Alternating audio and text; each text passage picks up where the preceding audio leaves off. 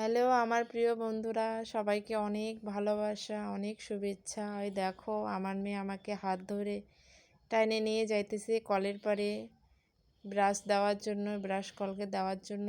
আসলে অনেক উপরে থাকে তো নাগাল পায় না, তাই ব্রাশ কলগেট দিলাম। এখন কোথায় গিয়ে ব্রাশে কলগেট লাগাইতেছে।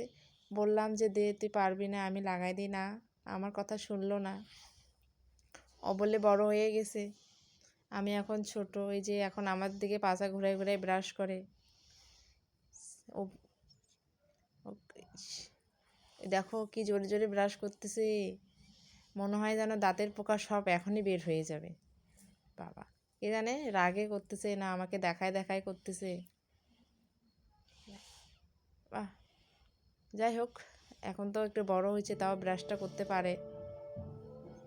একটা সুন্দর সেলফি উঠলো যে তোমাদের সাথে কথা বলতে বলতে ব্রাশ করা হয়ে গেছে।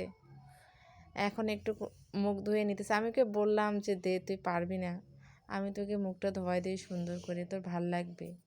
চোখের মধ্যে জল দিয়ে দেব, কুলি করবি, মুখে জল দিয়ে দিব। না, আসলে খিদা পাইছে তো, খাওয়ার জন্যই তাড়াতাড়ি করতেছে। তাড়াতাড়ি মুখ ধুলে তাড়াতাড়ি খাবার পাবে।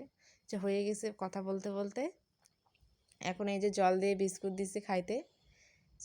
আবার সবাইকে টাটা করে দিল। যাই হোক, সবাই ভালো থেকো। বিস্কুট ভাঙতেছে না।